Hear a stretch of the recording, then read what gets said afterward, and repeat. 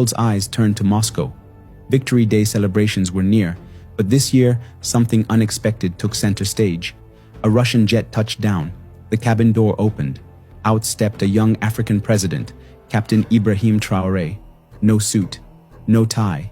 He wore full military gear, rifle slung over his shoulder, pistol at his side. The Kremlin runway fell silent. Flags fluttered, cameras clicked, onlookers froze. This wasn't just another leader stepping off a plane. This was a statement, a challenge to the old world order. He didn't arrive through normal diplomatic channels. He didn't come on a commercial flight or a Burkina Faso jet. He came in a special Russian aircraft, dispatched directly by the Kremlin. The Burkina Faso presidency simply said, "President of the transition arrived Thursday in Moscow." But what followed was far from ordinary. From the moment he touched Russian soil, his presence stunned the world. Because this wasn't just a visit, it was history being made. No other African leader had ever appeared like this, and the message was clear. He came not as a guest, but as a partner. What signals did his presence send? Why did Russia choose him, a 36-year-old revolutionary leader who rose through a military coup, who cut ties with France, and who openly challenges neo-colonialism? The answer is simple. Because Ibrahim Traore represents a new chapter, one where Africa stops asking for permission, one where alliances are being rewritten in real time. And in Moscow, under the shadow of Red Square, this defiance was on full display. The world watched the images, but few understood what was happening behind the scenes. This was not diplomacy as usual. This was power being repositioned. From West Africa to Eastern Europe, lines are shifting, and standing at the center of it all was a young soldier president in a red beret. So ask yourself, what were the 10 shocking moments the media didn't explain? What did every step he took on that runway mean for the future of African politics? By the end of this video, you'll understand why Captain Traore is becoming the most watched African leader on the global stage, and why his visit to Moscow may mark the start of a new geopolitical era. Let's break it all down. Welcome to the world of research. Welcome to the large family of wisdom in narrations.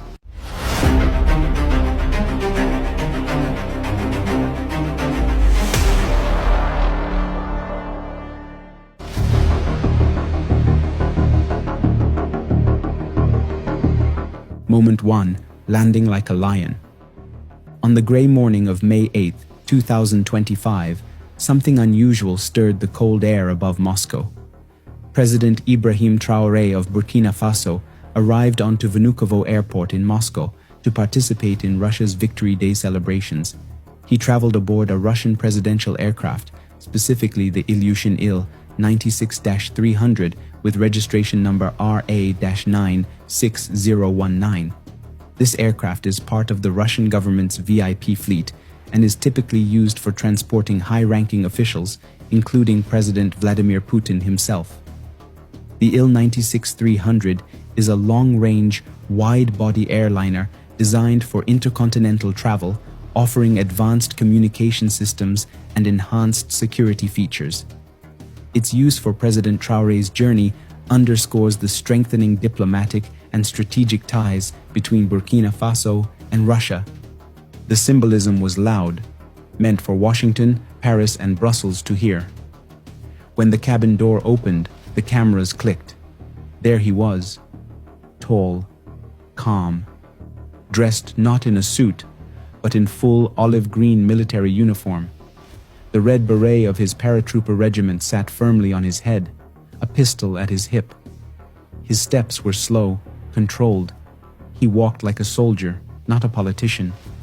No velvet-lined limousine waited, only the quick clicks of Russian and international press cameras. From Ouagadougou, the official note was modest. The president of the transition arrived this Thursday in Moscow. But the reality was anything but modest. Traore had arrived like a wartime leader on foreign soil, alert, armed, unshaken. He did not come to Moscow as a guest. He came as an equal. Behind this quiet theater was something deeper. In a time of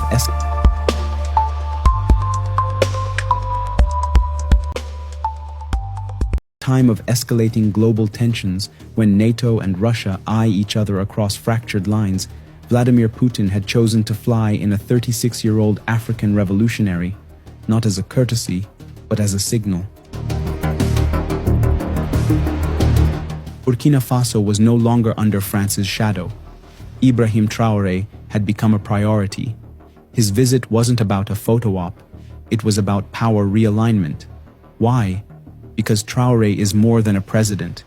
He is a symbol of resistance to neocolonialism, to puppet regimes, to foreign interference. In just 2 years, he has survived 18 coup plots, broken ties with France, and declared sovereignty over Burkina Faso's resources. Now he was stepping foot into Moscow, not to beg, but to build something new. A new chapter in African diplomacy, one no longer dictated by the West.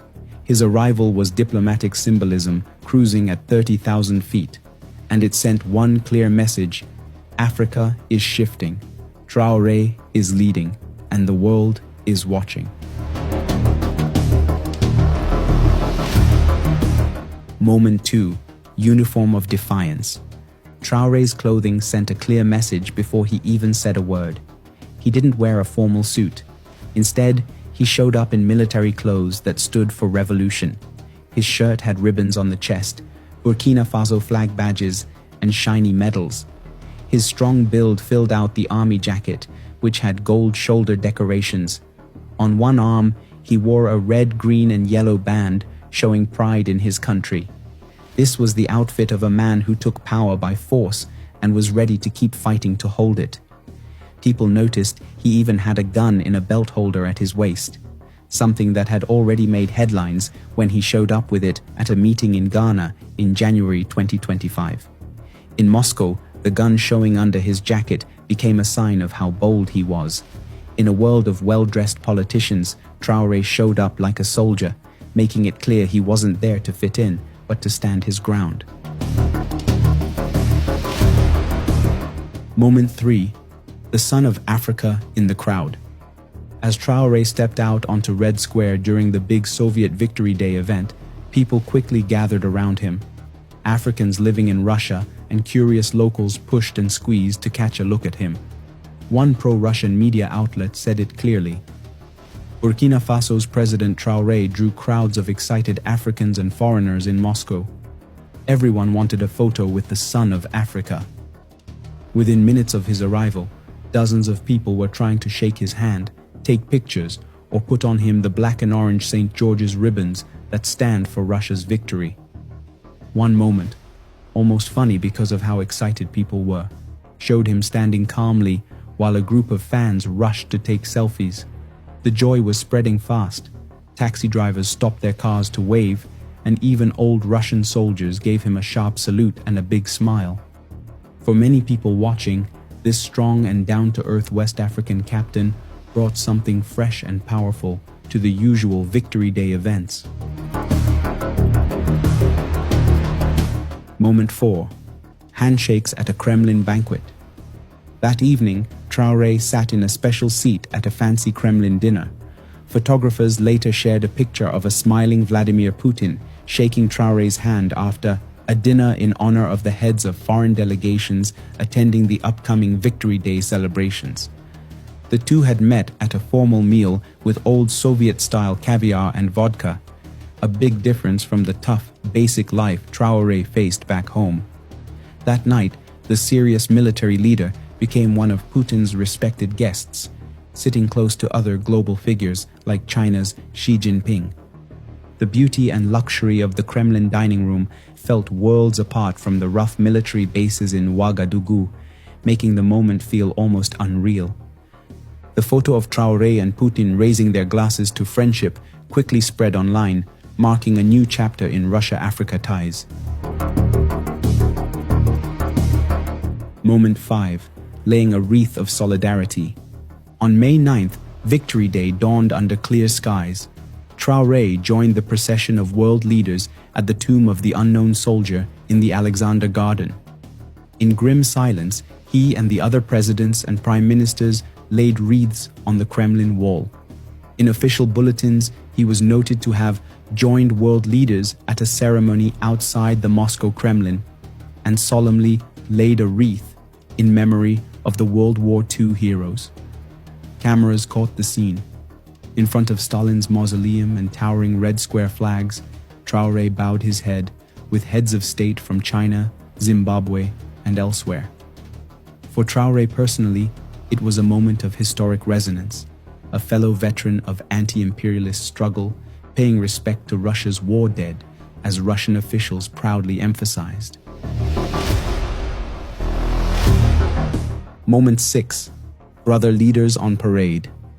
As the famous Victory Day military parade rumbled by in Red Square, Captain Traore stood on the reviewing stand beside Putin, Xi, Mnangagwa, Zimbabwe, Abbas, Palestine, and others. The sight of Burkinabe camouflage amid this distinguished company was widely remarked upon. Burkina's state news noted with pride that Traore walked behind the grand array of tanks and troops, witnessing as Russian soldiers marched past with T-90 tanks and Sukhoi jets overhead. When African heads were conspicuously absent, the Burkinabe presence seemed even larger. Analysts pointed out the symbolism. Here was a leader who used to be a rebellious army captain, now an honored guest among the globe's powerful. It underscored how dramatically Traore had transformed Burkina Faso's international standing, from a remote Sahel state to a visible force on Moscow's stage. Moment 7. A Russian university's royal welcome. The morning after Victory Day, Traore visited Moscow State Technological University, Mendeleev University, to give a talk, another surprise stop on his schedule. President Burkina Faso, Ibrahim Traore.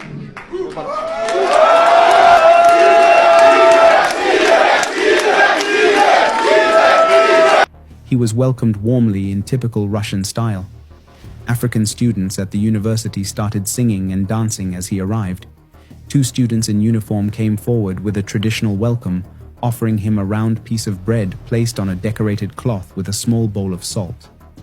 In one unforgettable photo, Traore is seen watching as the bread is handed to him, a kind gesture that has been part of Russian hospitality for hundreds of years. The official report said, African students welcomed him with songs and dances, and the university prepared bread and salt to honor his visit. It was a powerful scene, a soldier from Burkina Faso being welcomed like a hero in the middle of Russia, showing friendship through culture and tradition.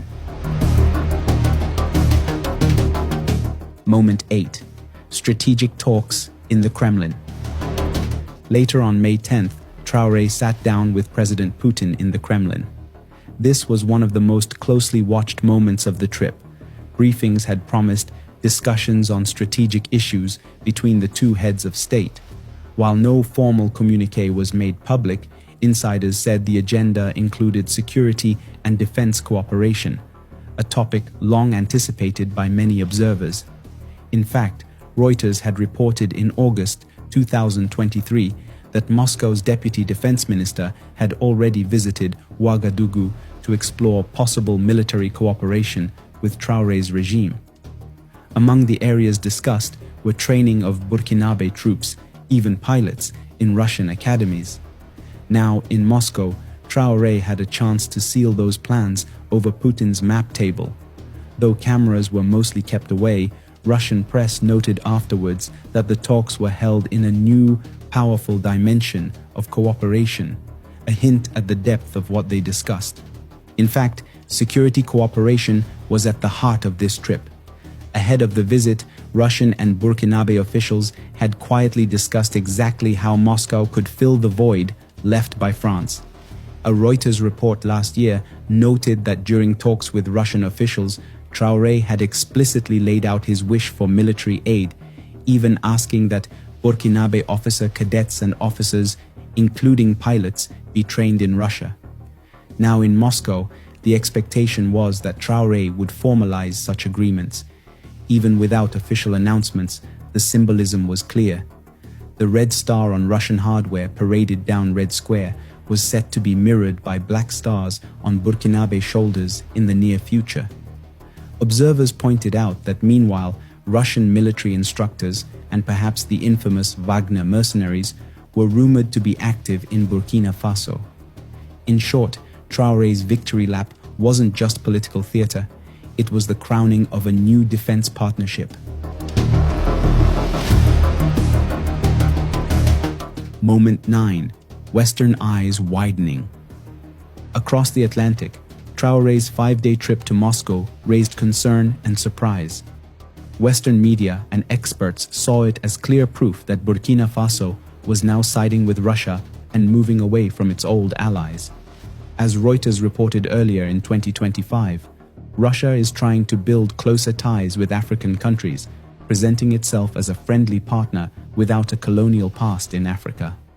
In reality, that message is catching on.